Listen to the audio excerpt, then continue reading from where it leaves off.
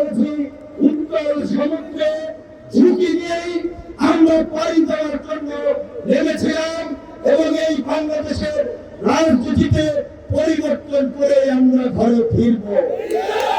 হারাহারি মারামারি দখলবাজি চাঁদাবাজি দেশি শক্তি আধিপত্য বিস্তারণ জনগণের পরে চুরুন করে চিমনি করে রাজনীতি এই বাংলাদেশে গত 50 বছর চলছে সেই রাজনীতির কবর রচনা করতে হবে।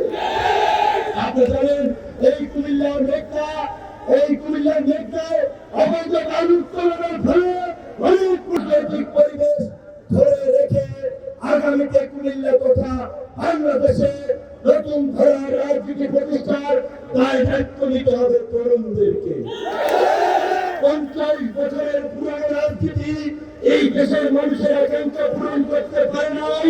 50 বছরের পুরানো রাজনীতি বসুন্ধরা টিস্যু অশুদ্ধতার বিরুদ্ধে এক বিন্দুও ছাড় নয়। আমাদের দেশকে সংঘাত সহিংসতার অনিশ্চিত রাষ্ট্রে পরিণত করেছিল। সেইখান থেকে এই তরুণ প্রজন্ম এই বাংলাদেশকে এই জাতিকে নতুন করে পথ দেখিয়েছে।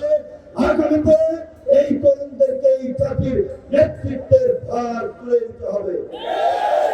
আগামীতে যেন এই বাংলাদেশে কোনো হাসিনা এবং ফাঁসিবাদ তৈরি না হয়, সেই জন্য ওই ছাত্র যুবক তরুণদেরকে আগামী বাংলাদেশের নেতৃত্ব দিতে হবে।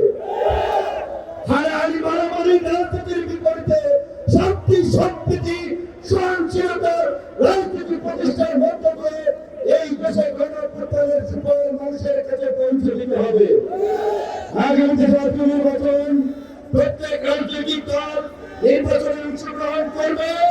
গণ অধিকার পরিষদ একটি নিবন্ধিত দল হিসেবে চেক মার্কায় গণ অধিকার পরিষদ ইনশাআল্লাহ সারা বাংলাদেশে 300 আসনে তারা নির্বাচনে অংশগ্রহণ করবে।